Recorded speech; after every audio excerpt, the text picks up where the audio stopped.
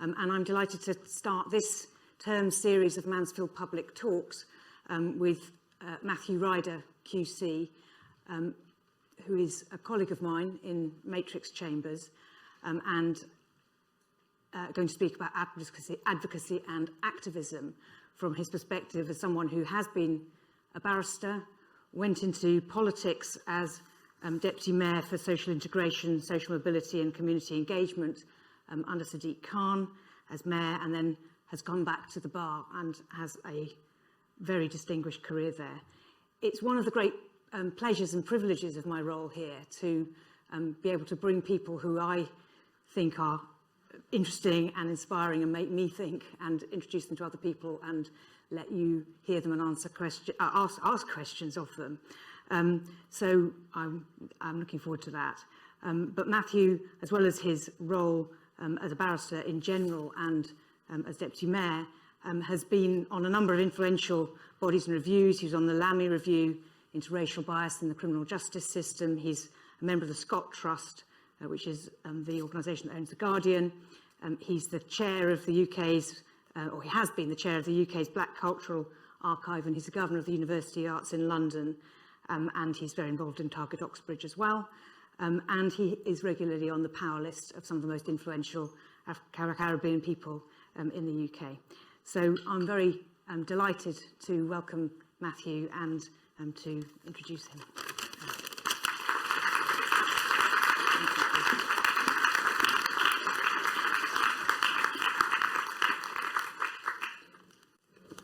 Hi everybody.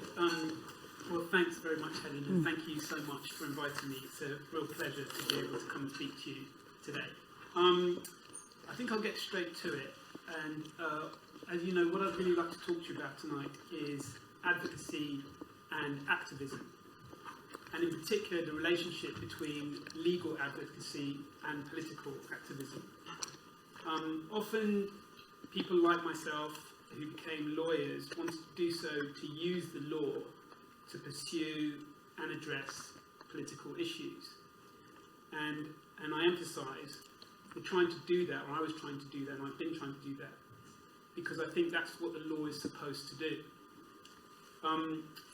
Without going too much off on a tangent, this Prime Minister and this Home Secretary like to talk a lot about politically motivated lawyers. It's one of their favourite topics. And they use, sorry, is that, and they use, now they're getting interested. And they use that term pejoratively.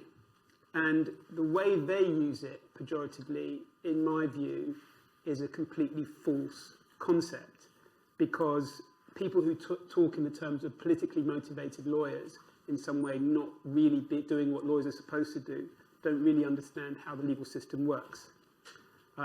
In my view, and as I explained a bit in this talk, if nothing else, the law is there to address injustice, and using the law to address injustice is using the law for its purpose.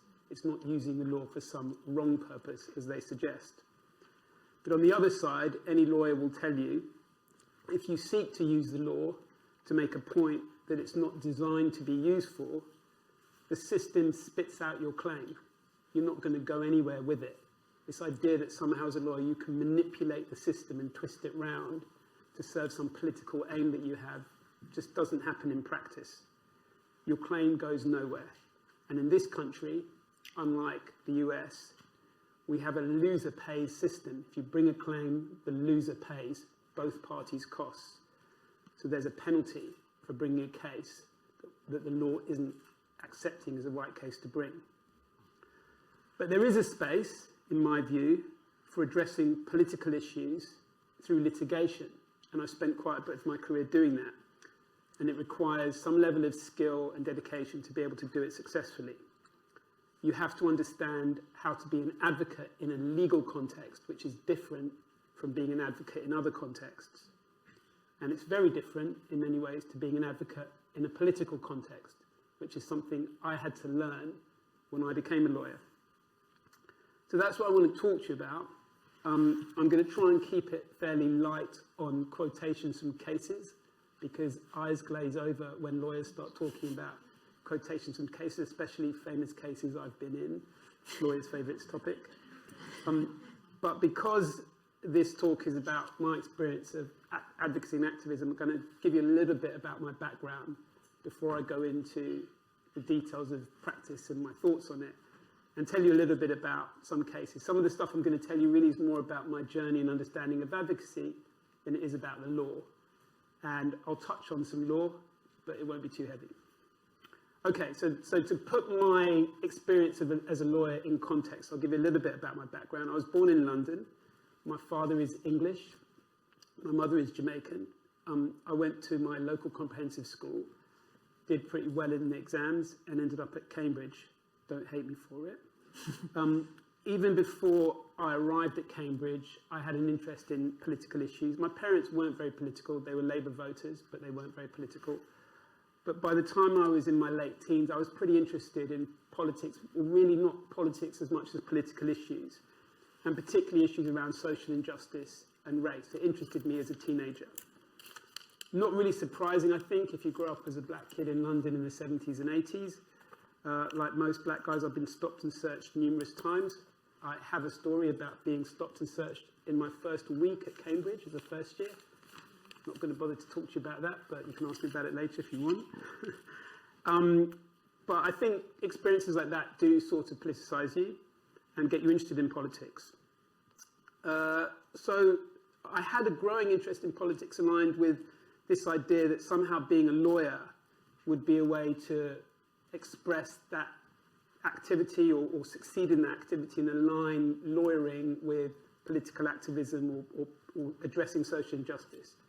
And I'd been involved in community campaigns and other political activism before I went to university. And I imagined that being a lawyer would bring that kind of activity into a legal framework. And I was wrong in many ways. I think I misunderstood what being a lawyer was and how you would be able to experience legal activism through being a lawyer. You can do it, but I didn't really understand how you did it, and I didn't really understand what it was about. So I did my 3 years of a law degree at Cambridge, and I left university at a pretty political time. It was 1989, that was my graduation year. Anybody who knows anything about late 20th century history knows 1989 is a pretty big year, lots going on. Berlin Wall, there was Tiananmen Square around the same time, a couple of years after Nelson Mandela gets released from prison. And it was also quite a culturally and politically exciting time to be a young black person leaving university. I went to university from a home that had brought me up on Martin Luther King, George Orwell, and Bob Marley. And I left university full of Malcolm X, Toni Morrison, and Public Enemy. So that was my kind of cultural world. I'm looking at a few blank faces here, but that's okay. You'll catch up with me, don't worry. And I was keen to try and use my legal knowledge to deal with what I considered at the time to be big political issues of social injustice. So I did an interview with the Magic Circle firms that my colleagues were interviewing with. And I thought I wanted to be a barrister, but I deliberately went to work for a solicitor's firm in a small legal aid practice in Harlesden, which was a predominantly black area of London. There's a little asterisk on that. I also wanted to be a professional basketball player. Didn't quite go as far in that as I'd hoped. Did okay. Did play a little bit of professional basketball, but I was going to put up a big picture of me in the varsity game scoring like 40, but decided against that. Didn't make the cut. But really what I was doing at that time was seeing what it was like to be a lawyer in a community, because I had read a lot about the importance of politics being grounded in local work and community work. I didn't want to just simply go in there and try and do the big cases. I wanted to try and understand how to be a lawyer for ordinary people in the community that needed help. So what did I learn about advocacy and activism in the couple of years I spent working for a legal aid practice in Harlesden? What was my first experience of advocacy, legal advocacy and activism? Well, first, I learned that poor people, ordinary people, people with low incomes or with difficult issues, don't really care about your wider political issues. They want your help, and they want your competent help. That's the priority. In real life, for real people, those bigger points of principle come second to actually giving them an outcome. Your first job as a lawyer is not to make a political point, but to help your client. And that's different sometimes from being an activist or being a politician. It shouldn't necessarily be. People should always come first. But as a lawyer, your client always comes first. And that, for me, was a very important lesson.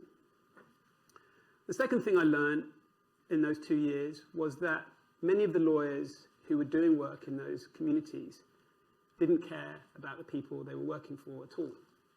Some did. The partner of the firm that I went to work with, who had encouraged me to join them, he cared. But many didn't. Lawyers, I learned to my horror, were often not very nice people. They were sneering and dismissive of their clients. They would joke about their clients behind their back. They often didn't care about putting them in the context of the wider social issues. And they rarely lived or cared about the communities they were working in. And I was very determined that I didn't want to be like that. Whatever kind of lawyer I was going to be, I didn't want to be that guy. So I decided that going to the bar would be the way forward. So it's now about early 90s. I've decided that the professional basketball career isn't really working out that well. And I'm going to become a barrister. And I decided to go to the bar because I thought maybe that would give me a chance to get involved in bigger issues, bigger political issues around cases, use my Cambridge degree and the eminence of a great legal education to be able to go and work for the best lawyers doing the most exciting work. So I went to bar school, and I was called to the bar in 1992. And after that, you have to do pupillage. We call it training now, but it was called pupillage. Sometimes it still is.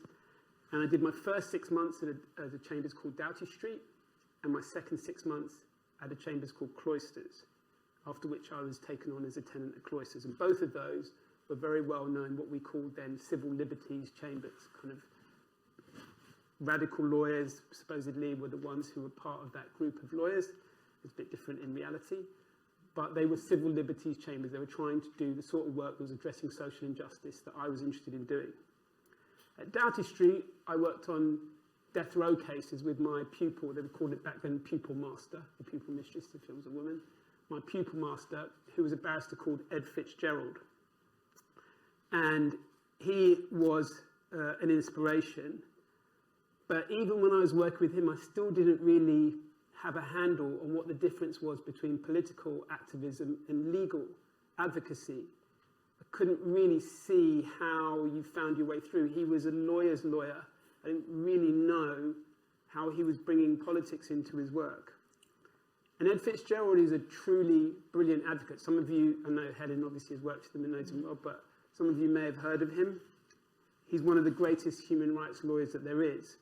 But he was a very difficult person for me to learn from in trying to understand politics and advocacy, because he's such an idiosyncratic advocate. No one's like him.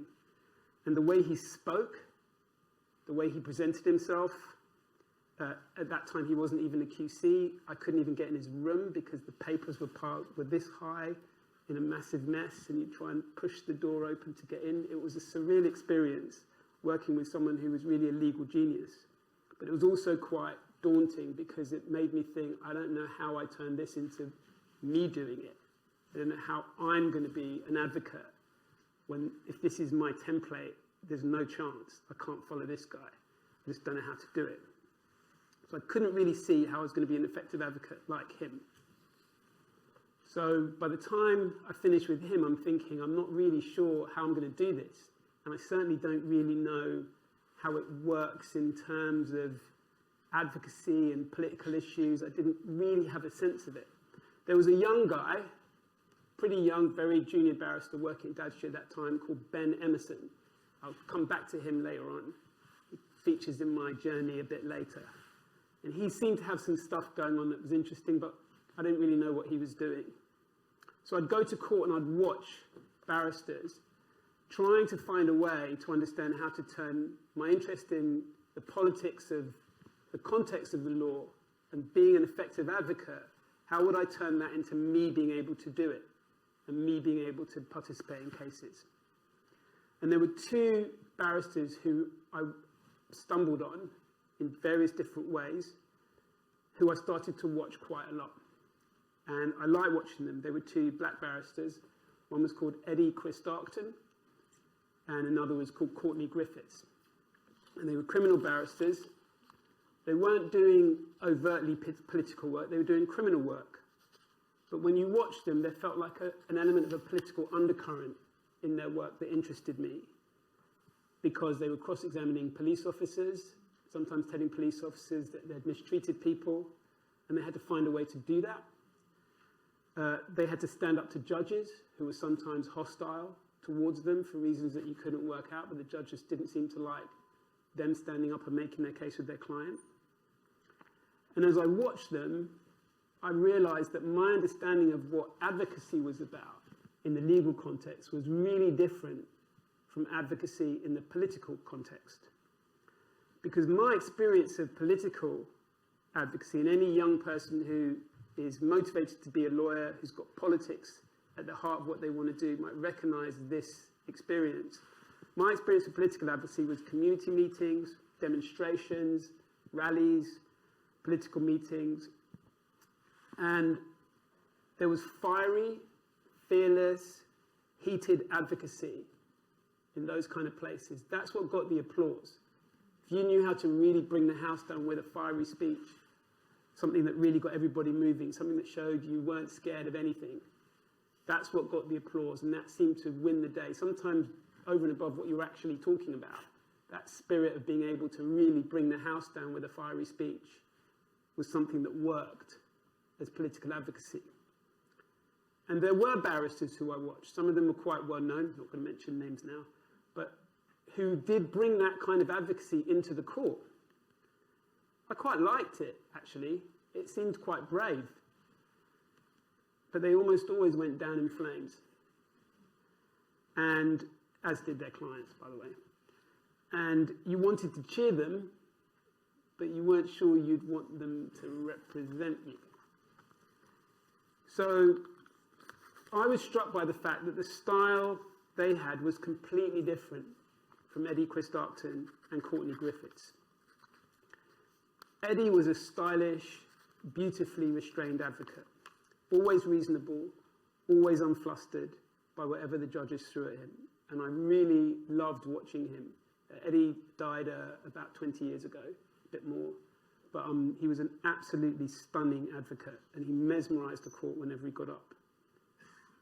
But Courtney Griffiths was the real role model for me. And we became good friends, and he was sort of a bit of a big brother to me in my early years at the bar. And he showed me how a black barrister could be an effective advocate. Firstly, Courtney had a kind of calm relentlessness that was extremely effective. Unlike the political advocacy that I had seen, in court, Courtney rarely raised his voice. In fact, to get your attention, he would lower his voice. There was a trick, an advocacy trick. I didn't know it until I saw him do it, and I was completely blown away by it. That if you want to get the court's attention, you lower your voice and you lower your volume. I didn't know that, and I saw Courtney do it first, and it blew me away. But underneath that calm exterior, you could feel a sense of purpose and a sense of strength about what he was saying. He wasn't calm and restrained out of cowardice. He was calm and restrained out of self-control. And what made it more powerful, he wasn't trying to bring fire. He was trying to bring cold determination. I remember a few years after that, when I'd mentioned Courtney, some white colleagues would say to me that Courtney's advocacy was like a black preacher. And when they used to say that, I used to groan inside. I wasn't confident enough to groan on the outside. I'd probably groan on the outside now and tell them they were wrong, but back then I wasn't that confident. Because when they would say that, they'd obviously either never seen Courtney or they'd never seen a black preacher in church, because Courtney was the exact opposite. And more importantly, but this was a really important thing, and this was a change for me in my legal career, my legal advocacy. He spoke in court pretty much exactly the same as he spoke out of court. And for me, that was remarkable. I'd met black barristers before. Some of them were really great guys and women. But they had a different court voice. They had this kind of weird, what my Jamaican mother would call speaky-spokey court voice. This kind of posh, strange voice that they would use in court. But Courtney spoke as himself, and he had an authenticity about how he expressed himself. And as soon as you heard it, you realized how compelling it was. It was counterintuitive to a young black barrister like me, and it might be counterintuitive to young black people or people of color or anybody else who feels a little bit different from the average barrister. It was counterintuitive that by being himself, he was more compelling, because many black barristers had sort of told me, directly or indirectly, that to be an effective advocate, you had to put on this different voice and play this game. And they would sort of give you like a wink, like, I'm playing the game. You can see how brilliant it is that I'm putting on this crazy voice to play the game. And you'd sit there with your head in your hands thinking, do you realize how you sound? And so after hearing Courtney, I made a promise to myself that I'd want to make sure that every time I stood up in court, no matter what the situation, if one of my friends walked into court, I would want them to be able to walk out thinking, that's Matthew, not what the hell is Matthew doing? Or who was that guy? I don't recognize him. But Courtney, and this is as a template for me as I went through my career, Courtney was effective because he had found a way to be both persuasive and authentic. In fact, he was persuasive because he was authentic. And for those who wanted to make political points, that combination of making effective arguments in your authentic voice was, I realized at that early stage of my career, one of the most valuable skills you can acquire. You have to speak in your voice. Whoever you are, you have to speak in your voice if you want to get people to believe you. And whatever else you're doing, however sensitive the topic, if you don't speak with your voice, everybody can feel it. The jury can feel it if there's a jury. A judge can feel it if there's a judge. It just doesn't work. And so you need to speak with your voice. And it takes years, it took me years to speak with my voice confidently. But when you do, you realize you're actually starting to be a serious advocate. Passionate and emotional advocacy does not work in an English court. Or at least it didn't work for Eddie, it didn't work for Courtney, and I quickly learned it wouldn't work for me.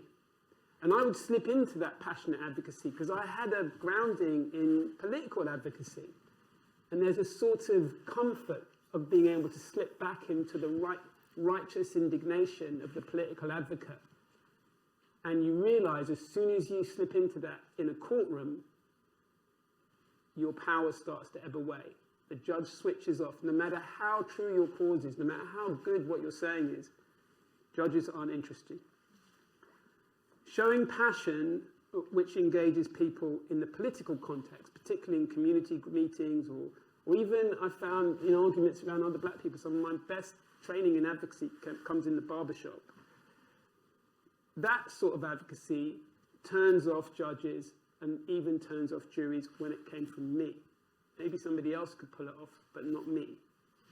So I had to learn how to channel that focus into that cold authority that Courtney had, rather than the heated passion that political advocates had.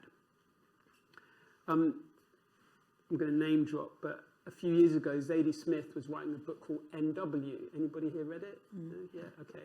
And there's a character in there who's a lawyer. And so Zadie, through a friend, asked me to meet with her to talk through what it was like to be a black person at the bar.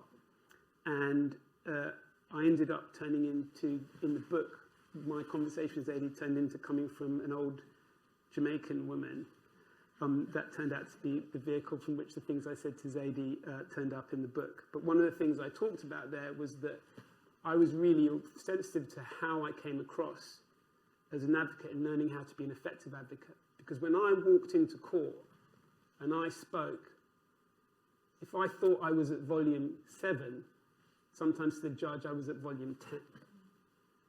And I had to learn how to not only gauge that, but how to use it to my advantage.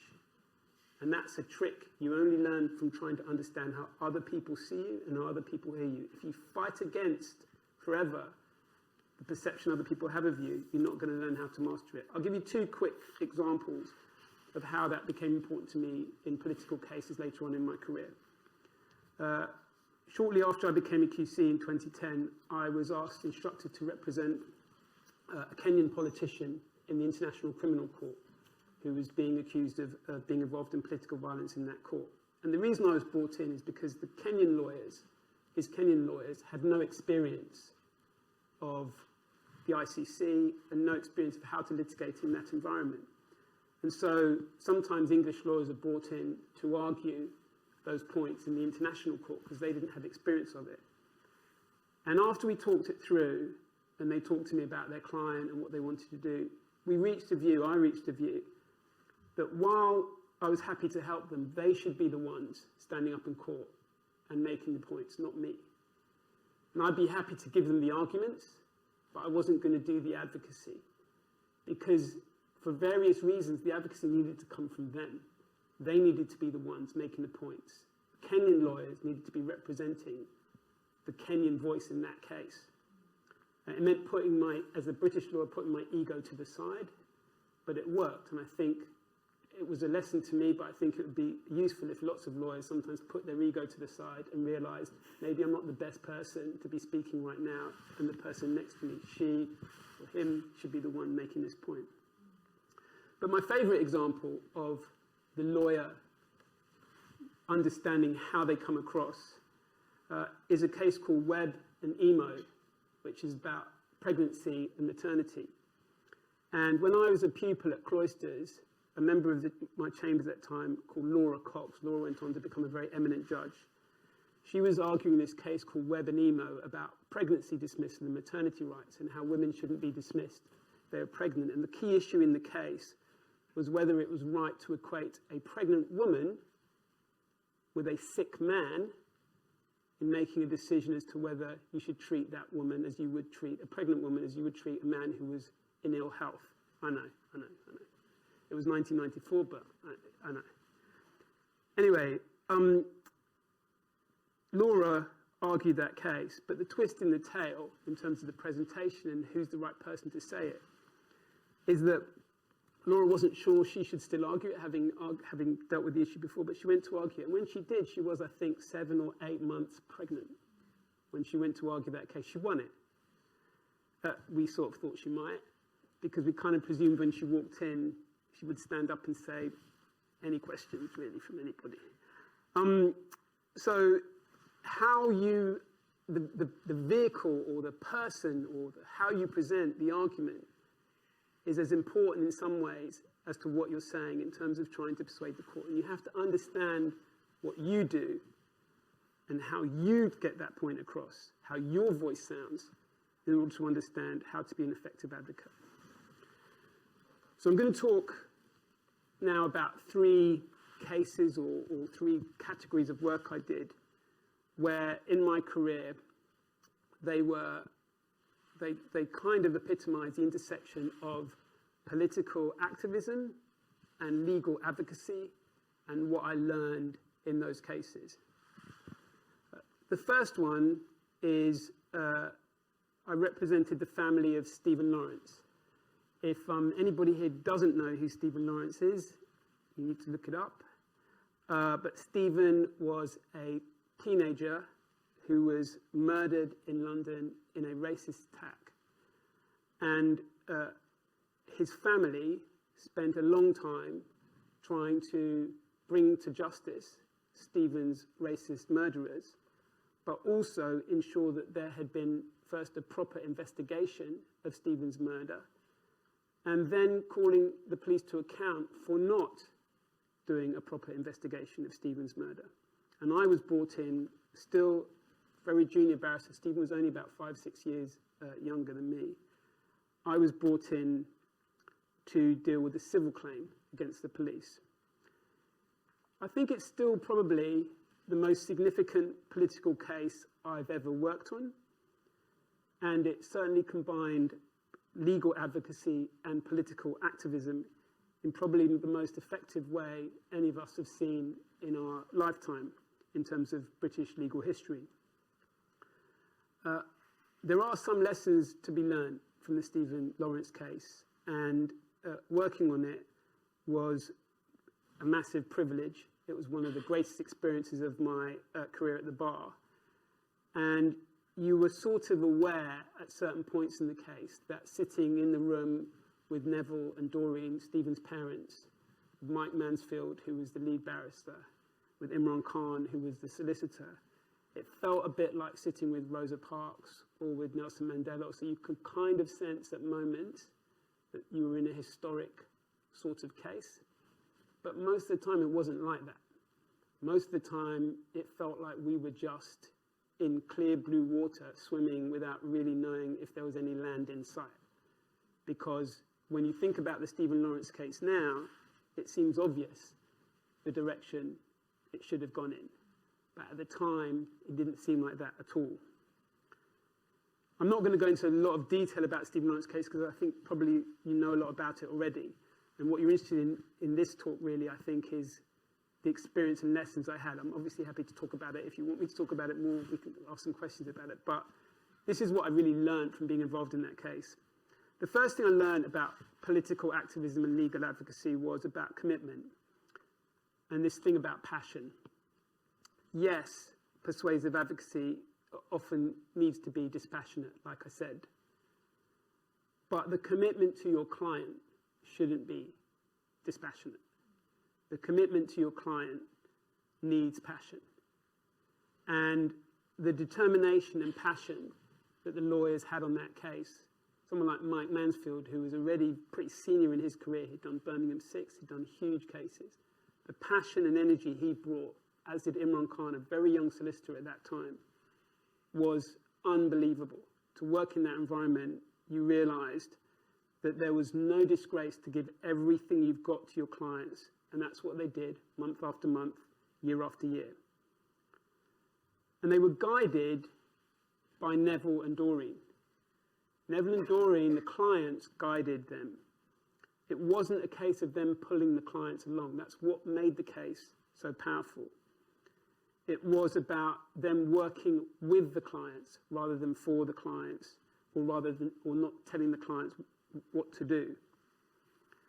It was a clarity of vision and an integrity of purpose on behalf of Doreen and Neville that kept us always on the right track. And what did that mean in practice? Well, and I'll come to it in a little bit, but it meant that when we hit a legal brick wall, when we hit legal end to what we could achieve as lawyers, that couldn't be the end. We would not accept that that was the end. Somehow there had to be another way. It's important. The lesson for me in that was also that relentlessness in which you have to find different ways to solve a problem is something you have to learn as a lawyer when you're doing political cases. In fact, the bigger the challenge you're making to government or to the system, the more willing you have to be to accept initial defeat. You're going to lose at the beginning if what you're trying to achieve is a big change to the system. And it's going to take some losses because even when you're right, it's going to take a bit of time before the system realizes you're right and before the system changes. And so you have to have resilience and you have to have stamina if you want to be able to do those cases. You're not going to go in and win them straight away. People forget what the early days of the Stephen Lawrence case was like. There was an inquest. The murderers turned up, refused to make any kind of comment. That was the end of the inquest. Couldn't move it forward. Couldn't get to the bottom of what they'd done, where they'd been, who'd killed Stephen. Couldn't move it forward. The legal rules didn't allow us to move that forward. So we can't get forward on the inquest. Secondly, at that point, it was dead. What do you do? I've got time, I'll tell a quick story.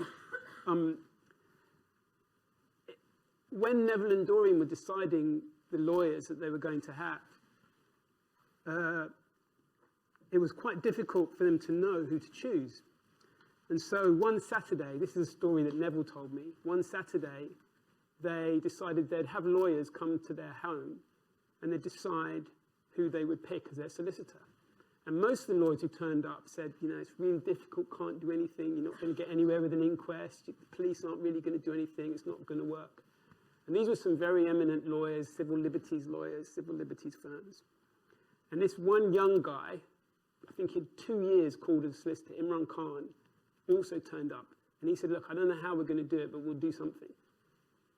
And so they kind of liked this guy because he had a lot of energy. This young lawyer had a lot of energy, and they could tell that he had that stamina that they would need. So they asked about 3 or 4 lawyers to turn up the next day, the Sunday, for them to talk it through further. Imran was the only one that turned up the following day. He was the only one that turned up. And as a result, at 2 years in, he got the Stephen Lawrence case because he was letting them know, I'm not going to back down. So from that point of view, they realized they were going into a battle where the law was set against them. And the established lawyers and the established legal establishment had told them it wasn't going to work. So what do? We dusted off, they dusted off the concept of private prosecution. They brought a private prosecution for murder. Unheard of in hundreds of years, a private prosecution for murder. CPS wouldn't prosecute, so they decided they were going to prosecute privately. Prosecute Stephen's murderers. They lost. The private prosecution got kicked out at the end of the prosecution case. That was the end of that. What do you do from there? They've done the inquest, nowhere. They've done the private prosecution, it's ended. So at that point, there really didn't seem to be many options. And this was the lesson from the Stephen Lawrence case. Your litigation strategy has to sit alongside other strategies if you want to make political change. The genius of Imran, Mike, Neville, Doreen, was that they brought the community and political energy to their case. They realized litigation alone was not going to do it. They weren't lawyers who thought they could solve the world's problems by winning a case. They realized that if we keep pushing legally, other elements of what we need to be in place will fall into place. So what happened? Nelson Mandela visited London. He took up the case, gave it political spotlight. And Jack Straw, who then was an opposition MP, hoping to become Home Secretary if Labour got into government in 1997, committed to holding a public inquiry into Stephen Lawrence's murder. So from that point of view, the legal remedies had to sit alongside other battles. And we realized when we were doing that case, and I came in at a later stage, so I'd seen them do all of that the reality is that lawyers need to realize that if you're going to make political change, you can't do it by the law alone. You have to sit the law alongside other things. But the real genius of the Stephen Lawrence case was to place the facts of Stephen's violent racist murder into a larger context. It would have been very easy for Stephen's horrible murder to always have been perceived as the only thing about it that was of significance was the actions of violent racists. And it would have been very easy for the rest of society to eventually look at that and say, that's a horrible thing, but of course, nothing to do with me. In fact, that was the police line right the way through. Terrible crime, horrible people that did it. Why are you angry with us? The genius of litigation in Stephen's case was to insist that an additional wrong was how the system wasn't bringing a remedy for Stephen. In other words, the legal challenge was calling the legal system itself to account. And once you realize that you understood that the failures of the inquest and the failure of the private prosecution were exposing a failure in the system. You had to go through those losses in order to illustrate why the legal system was failing this family and why this legal system was behaving in a systemically racist way.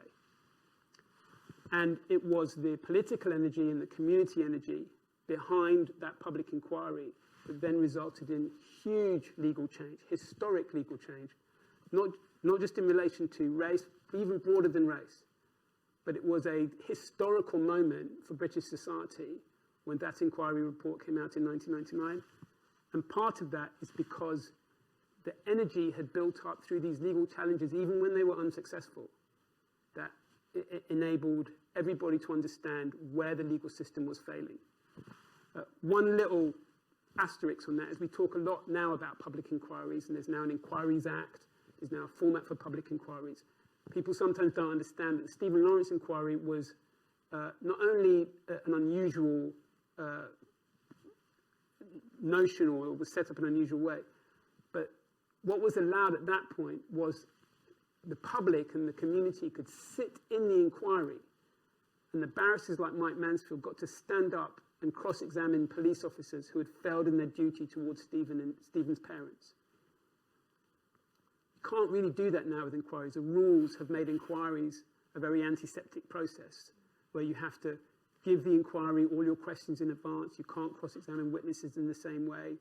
The ability for everybody to see all that's going on is very, very different. And it was the community energy engaged in that legal process of the inquiry that gave the inquiry such power. If you sat in that room and heard the public cry out in frustration or hiss in disgust, you would have seen the law in action, advocacy by the lawyers turning into meeting political activism and turning into political change right there in front of you. The second set of cases that I wanted to talk about came after that for me, and that was cases in relation to terrorism following 9/11. Before I come to that, there's one other thing I want to go back to on Stephen Lawrence before I go on to terrorism cases, and it just reminded me of something. In the late 90s, I went to live in New York. Took a couple of years out from being a barrister, went to live in New York for a couple of years. And while I was there, a famous Black Panther called Geronimo Pratt, who had been imprisoned for many years for a murder he didn't commit, was released from prison.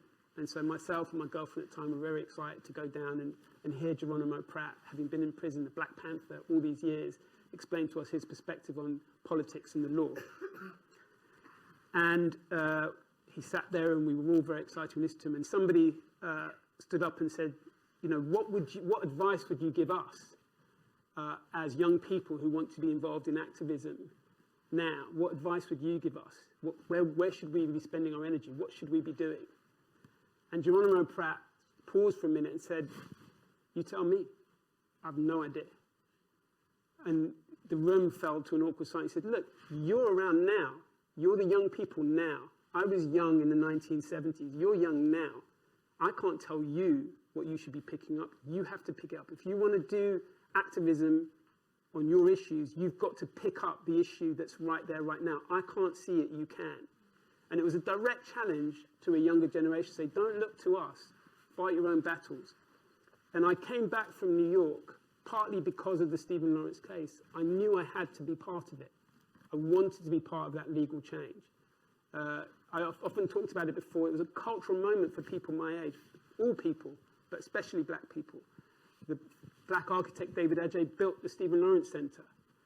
The Black artist Chris O'Feely did the famous picture, No Woman, No Cry, which has Stephen in the tears of the woman crying. It was a cultural moment that legal challenge had sparked. And for me, as a lawyer, as a young lawyer, seeing that relationship between politics, law, and culture was an absolutely monumental shift in how the lawyer I felt I wanted to be. Anyway, back to terrorism and back to post 9/11 cases. After 9/11, there were a lot of changes to the law, partly in fear that people who may be engaged in terrorism could have such a hold over society that we needed to change our law in order to be able to control that threat. And I worked on a lot of cases involved with terrorism law, and in particular I worked again with Mike Mansfield, who'd worked on Stephen Lawrence, and I worked with two other lawyers who I'm going to mention to you who taught me a lot about political activism and legal advocacy. Gareth Pearce, who was a well-known solicitor. She represented many people in relation to miscarriages of justice cases. And Ben Emerson, who was a barrister at Matrix, who I worked with, and who really was a very significant figure in my legal education about how to work with political issues in cases. I worked with them largely on criminal cases, but they often had a political dimension to it, sometimes challenging the laws with which people were being accused. One famous case we worked on together was an alleged conspiracy to do with ricin. Anybody remember that? Anybody old enough to remember that? Ricin conspiracy. And everybody, at the end of that case, pretty much everybody was acquitted of the conspiracy. There was no conspiracy.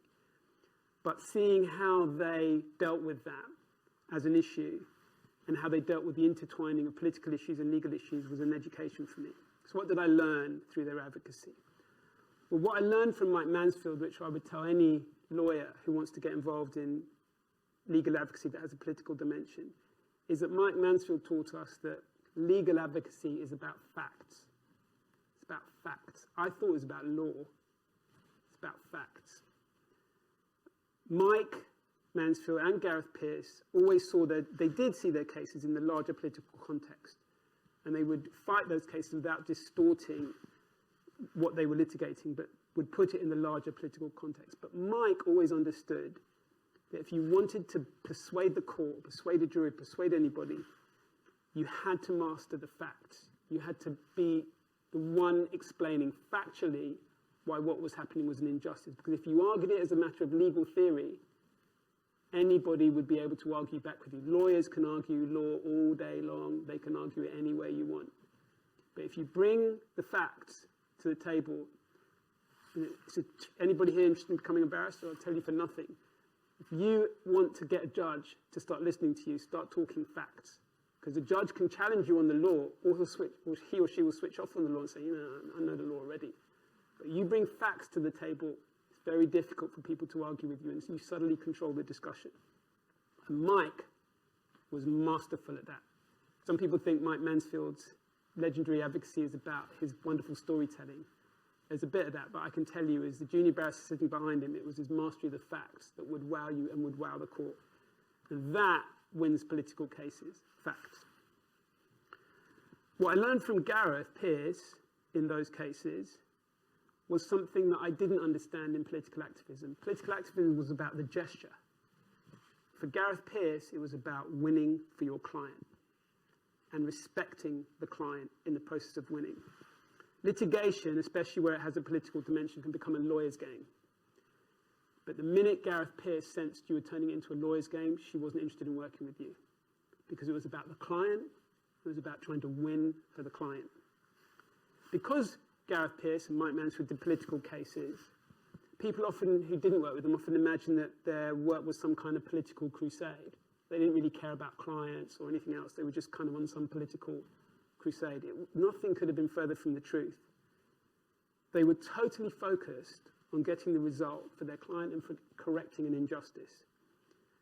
And they knew that unlike political advocacy outside the court, advocacy in the court is about winning litigation, not posturing or showboating for political reasons, but for winning litigations. And it was beautiful to watch that in action because it's contrary to what most people think about those big political cases. They think you're there to grandstand and make a big point, but really you're there to litigate and to win.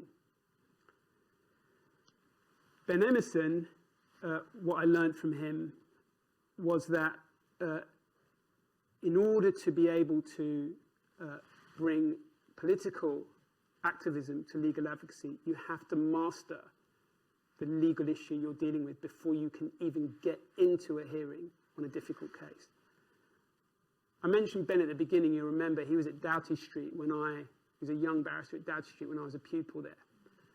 And the thing about Ben was that very early on he realised if I'm trying to pursue cases which are politically uncomfortable to legal establishment, I'm going to run into the judges who are sometimes quite politically conservative, and I'm going to run into a dead end. And for most lawyers, when you said it to them, they just shrugged and said, yeah, that's called being a lawyer. But Ben didn't accept that. So from an early age, Ben was trying to bring cases to Strasbourg. He was trying to get around the conservative British judges. He was trying to find a way to put pressure on them, some way to change the paradigm we were all working with, where you go to the judge and you beg the judge to find for your client, the judge isn't interested. Ben was finding a backdoor or a different route to litigate those issues in Strasbourg. It's become a very well-known way of litigating, but Ben was one of the people who really pioneered that. And for my money, I'm going on a little bit of a tangent here about a particular law, but for my money, Ben Emerson is probably the greatest appellate lawyer of the modern era, especially in the human rights context. And if you want to understand how to balance political activism with effective legal advocacy, Ben Emerson, for me, was the template that we were following. Getting into a bit of a geeky lawyer's advocacy thing here, but Lord Panic, David Panic, I'm sure many of you have heard of him, is often discussed as being the greatest modern advocate, and in many ways he is. You only have to see him in court once to realise how astonishingly incredible he is as a modern advocate. And getting into a conversation about David Panic and Ben Emerson is a sort of, it's like talking about Nas or Jay-Z, you know, you can have that discussion, but it's a bit more nerdy version of that. But what I would say is that Ben Emerson spent his career, as most of us did, and as you would do if you're trying to right social injustice, running uphill. He was running his cases uphill. The energy was coming against him. He was trying to do something against the system. And he was always trying to move the law away from where it was, or away from where the judges thought it was, to where it should be. And that requires a lot of strength and a lot of creativity. To give you an example, just one of the famous cases that was being litigated around that time. I wasn't in it, but it was litigated in my chamber. Some of my colleagues were in it, Ben, Danny Friedman, various other people. And Ben was successful in a famous case called A against the Home Secretary. I suppose I should probably add Lord Panic was also in that case supporting Ben, so it was a kind of Nas and Jay-Z collaboration. But the case was about whether foreign nationals suspected of terrorism but who could not be returned to their country could be interned indefinitely. And the case went all the way up to the House of Lords, what was then the Supreme Court, because the courts wouldn't accept that this was an unjust thing to do. And it seemed, when they were litigating it, that they were not going to get anywhere with it. But when they went to the House of Lords, it was a resounding victory for Ben and for the arguments he was making. And this is the only bit of law I'm going to mention, but there were two really important statements in that case that resonate for anybody looking at the relationship between political activism and legal advocacy. The first is from Lord Bingham, and what he said is this: the more purely political, in a broad or narrow sense, a question is, the more appropriate it will be for political resolution, and the less likely it is to be an appropriate matter for a judicial decision. The smaller, therefore, will be the potential role for the court. It is the function of political and not judicial bodies to resolve political questions. That sounds like a warning, doesn't it, to political lawyers? Don't bring the politics in here. The more political the question is, the more it's not really for this court, it's for politicians to deal with. Helen may disagree with me, but many of us reading that think Lord Bingham was doing something, may have been doing something slightly different from what he looks like he was doing in that statement. He seems to be saying you shouldn't be trying to adjudicate political things in the court. But in a sense, what he was doing is he was trying to send out a signal. Some of us read it as saying, I don't want anybody trying to characterize us as being political in this decision. We are lawyers, and I don't want people trying to turn what we are doing in this case and mischaracterize it as politics. In other words, he was getting his defense in early and saying, our job is to do law here, not to do politics. We're not doing politics in finding this issue, this human rights issue in favor of the applicants. We're doing law. The second is a famous and powerful statement from Lord Hoffman, again, that's very, very important when it comes to politics and law and their intersection. And remember, it's about the case about this power of detention. And he said this: I said that the power of detention is at present confined to foreigners, and I would not like to give the impression that all that was necessary was to extend the power to United Kingdom's citizens as well. In other words, you can't cure this problem just by interning everybody. And he went on to say, in my opinion, such a power in any form is not compatible with our constitution. The real threat to the life of the nation, in the sense of people living in accordance with its traditional laws and political values, comes not from terrorism, but from laws such as these. That is the true measure of what terrorism may achieve. It is for Parliament to decide whether to give terrorists such a victory. In other words, the law is telling you, don't twist the laws of this country and the values of this country so far out of joint that you are, in a sense, acquiescing in the very thing you're trying to prevent. The last set of cases that I'll talk about is a case called 10 NGOs and GCHQ. It's a case that I was involved in 2013 to do with Edward Snowden and mass surveillance being carried out by GCHQ. They don't like the term mass surveillance, they call it bulk surveillance, but you know, same thing. And you might remember in 2013, the NSA contractor Edward Snowden revealed that both the UK and the US were involved in mass surveillance of our communications. And this included, you might recall, diverting millions of emails flowing through undersea cables for filtering and searching, as well as getting information from tech companies, Google and others, and sharing it between intelligence services in various countries. Now, he revealed that in 2013, and within a week, I had issued a claim in the Investigatory Powers Tribunal, which is a specialist surveillance court, instructed by Liberty and 9 other NGOs from around the world.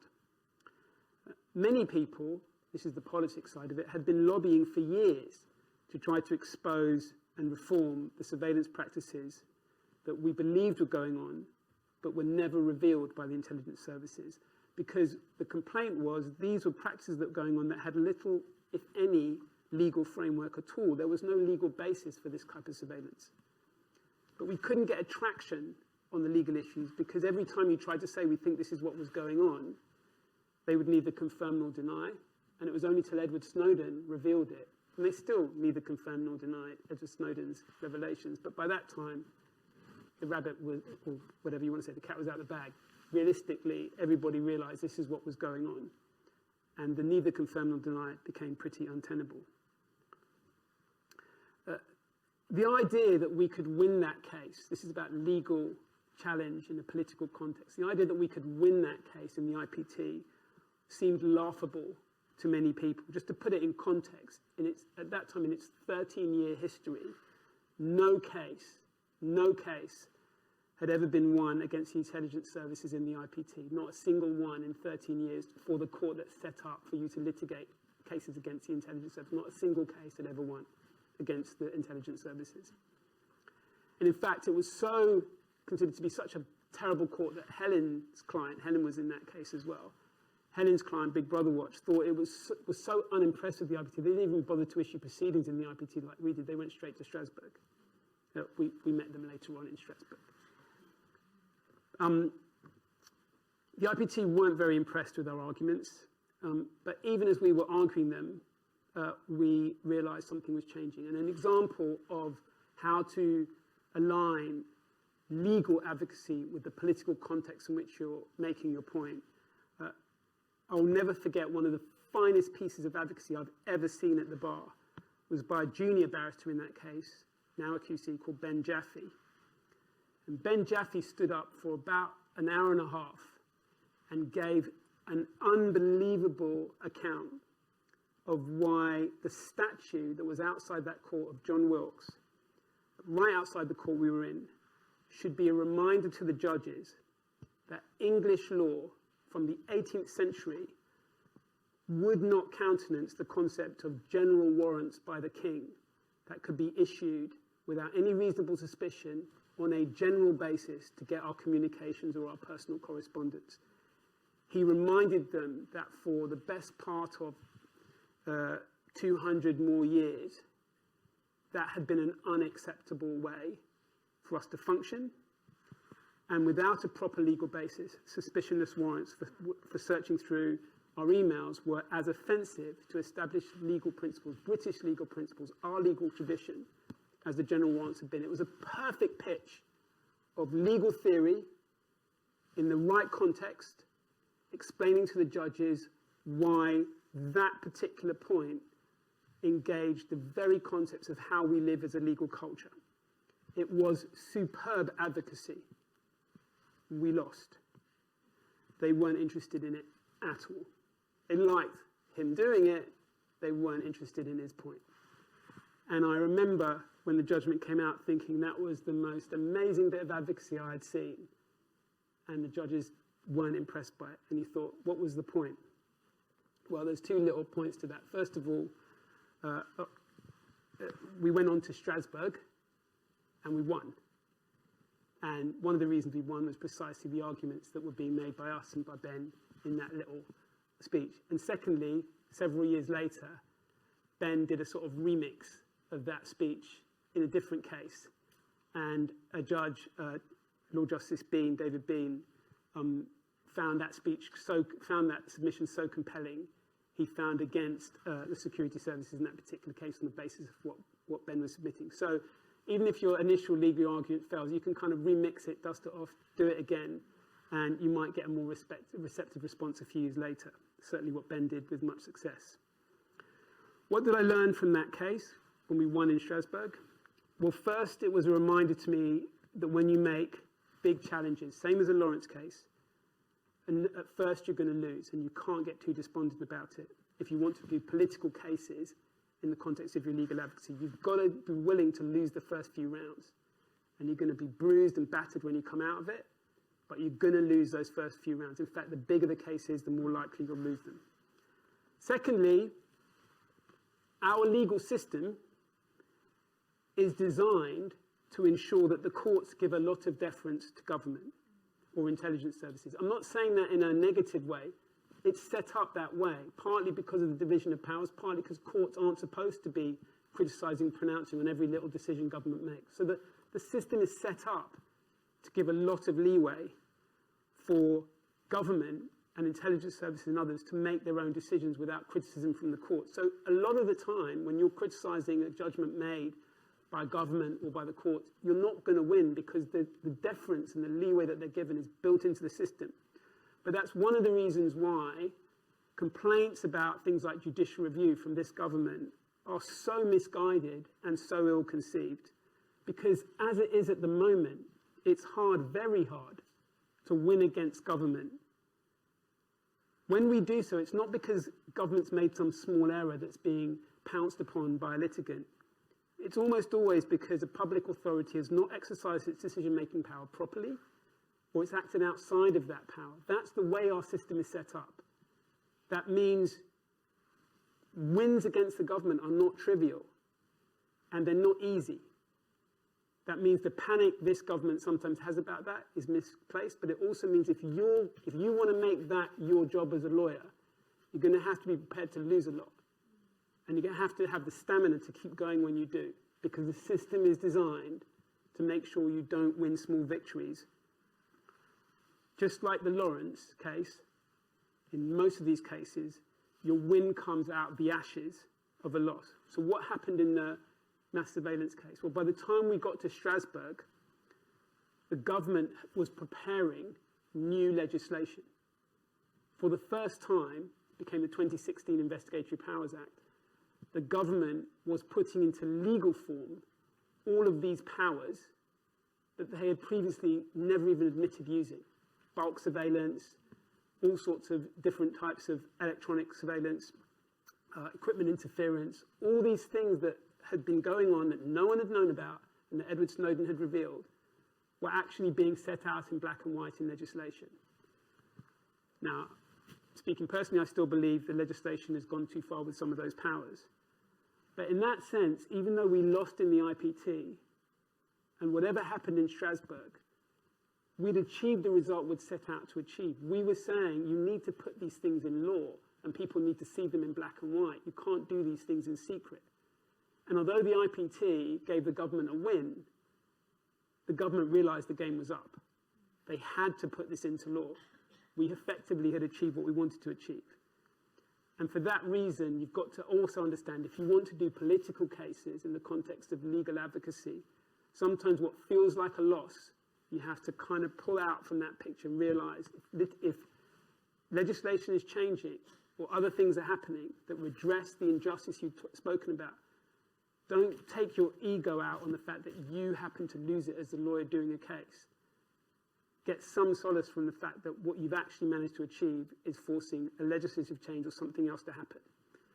And obviously we won in Strasbourg, and when we did, the government appealed that win to the Grand Chamber.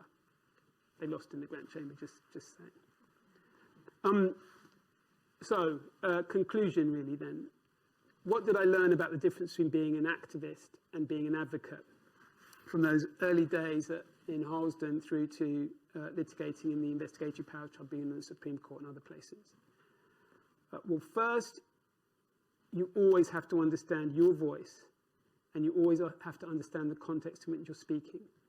When you're in court, you're not at a political rally. I know that sounds really obvious, but it's really easy to forget.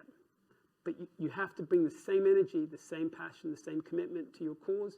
You just can't express it in the same way. You have to be effective, and that means understanding the situation you're in. What is effective political advocacy will often not be effective legal advocacy. Second, litigating to help cause political change requires a multifaceted approach. When I try and do big cases that have big political implications now, I'm always thinking to myself, what's the larger strategy? What would Neville, Doreen, Imran, Mike be approaching? How would they be approaching this? What community groups have been working on this? Not so you bring them in for no good reason at all or for show, but what work have they been doing that I could learn from? What can be done alongside others who are trying to make political change if we're litigating here? How can we make sure that even if we lose, the loss that we've caused can have a knock-on effect on other work that people are doing within an activist context? Third, the client always comes first. Always, always, always. Not the wider principles, not a political campaign, always the client. If you're lucky, as we were with the Neville and Doreen Lawrence, the clients are the ones who give you the clarity of purpose to enable your case to have the wider social impact. But whether they are unusual people like Doreen and Neville, or whether they are just ordinary people caught up in a social injustice, you have to be guided by the client. Gareth Peirce taught many of us a really important lesson, that once you start forgetting to respect the client, you shouldn't be in the case. Fourth, winning is really important. Back to my clients in Harlesden.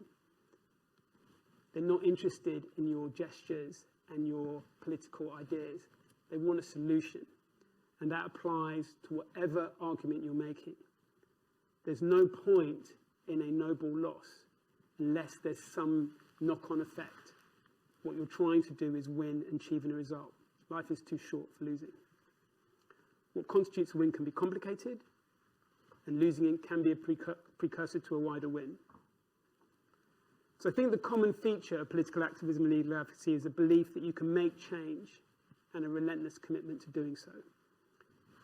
Anybody who's interested in pursuing this legal path, it's the hardest litigation you can do. It wears you out. And you're usually running uphill. But ultimately, using litigation to help create social change and political change can, in my view, be more rewarding than any other area of legal practice. Thank you.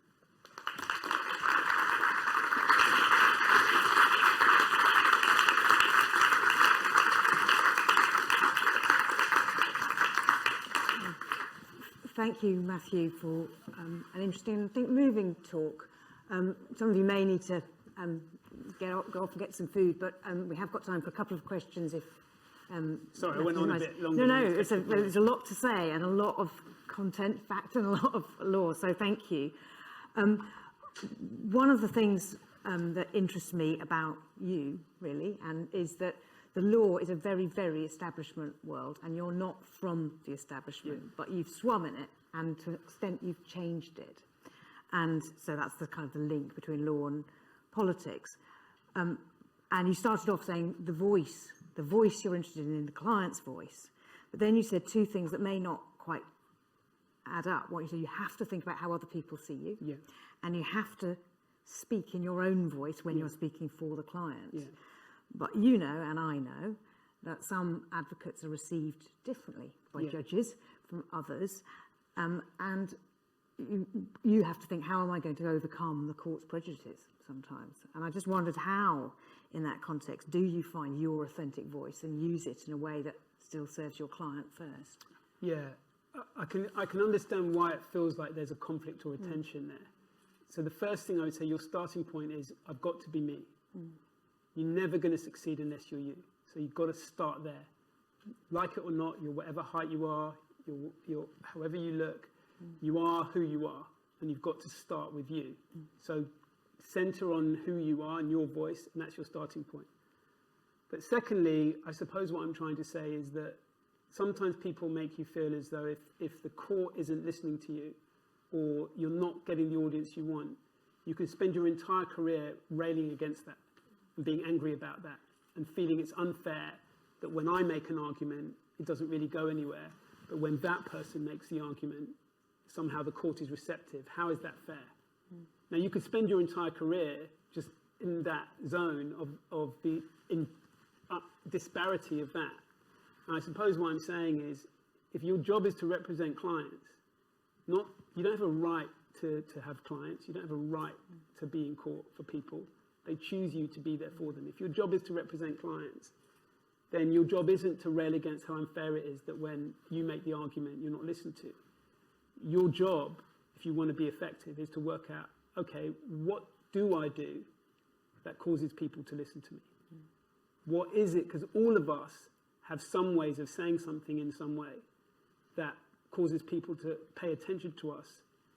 And you've got to realize it may not be the same as the other person. I realized doing it like Ed Fitzgerald, or trying to, it's impossible, but trying to do it like Ed Fitzgerald, I'd never be listened to.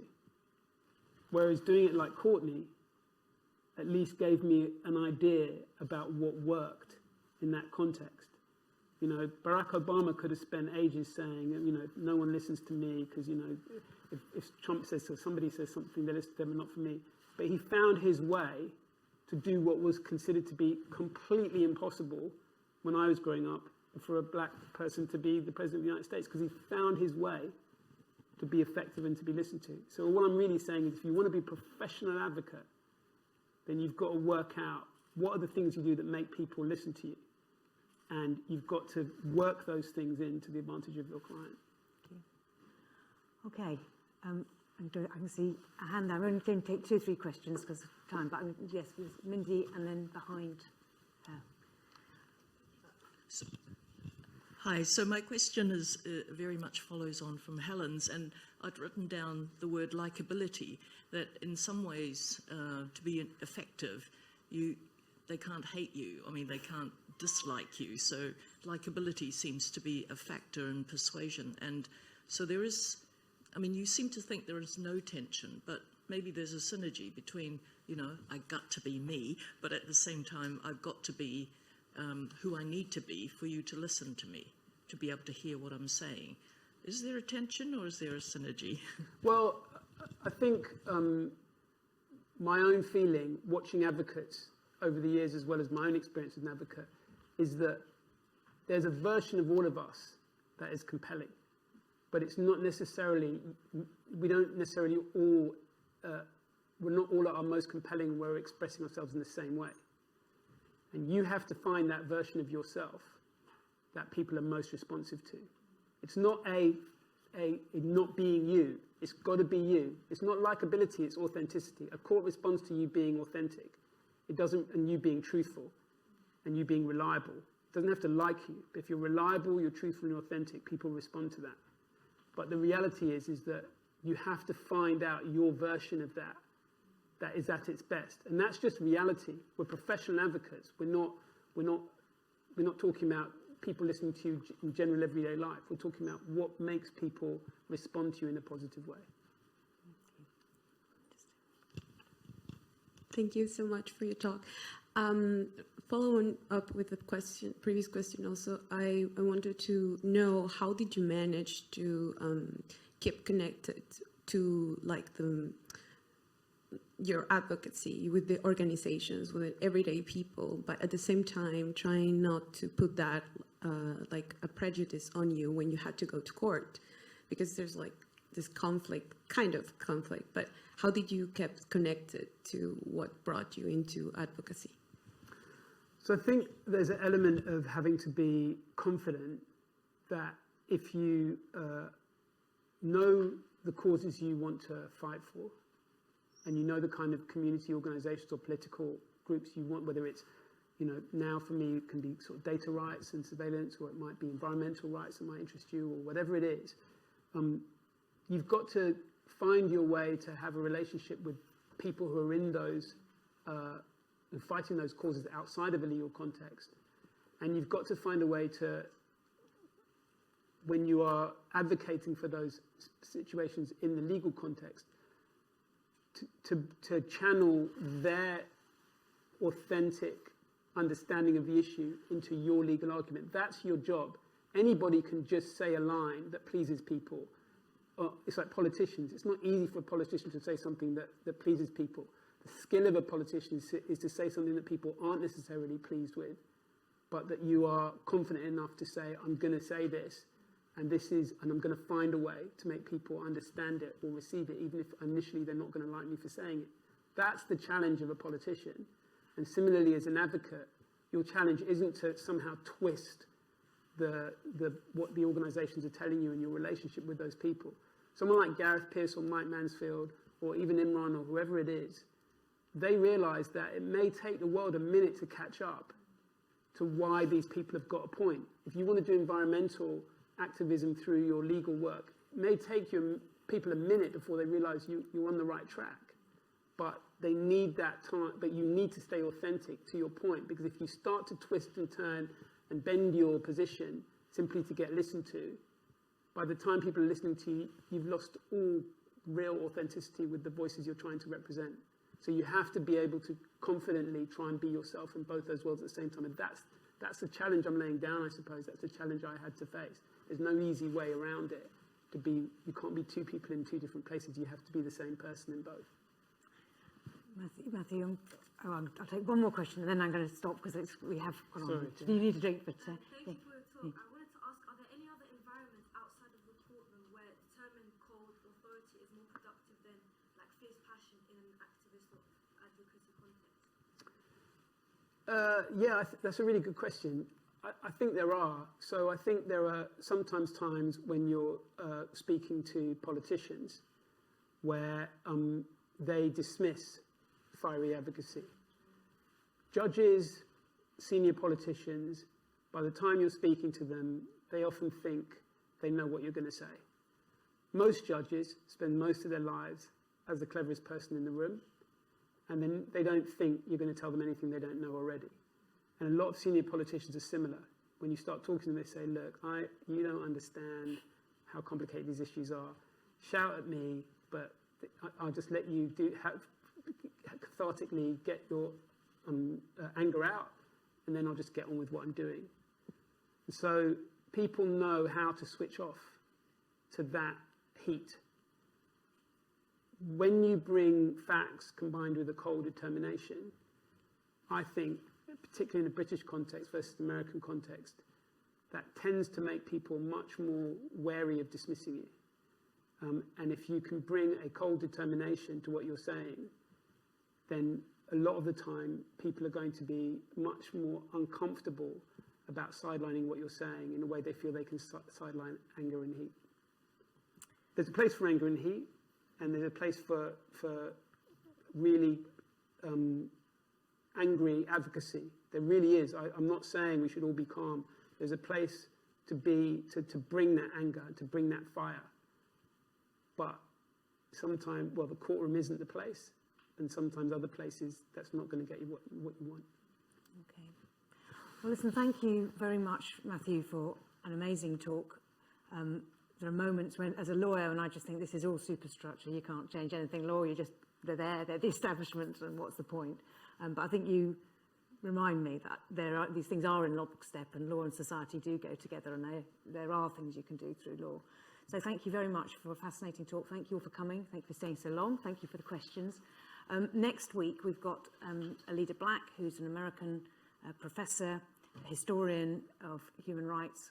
She's Eleanor Roosevelt's biographer. She's going to be talking about the history of human rights instruments, and that's a talk that's joint with the Bonavero Institute of Human Rights and the Rothermere American Institute. So do come along if you'd like to. Check out the other talks as you leave on the front of our gate.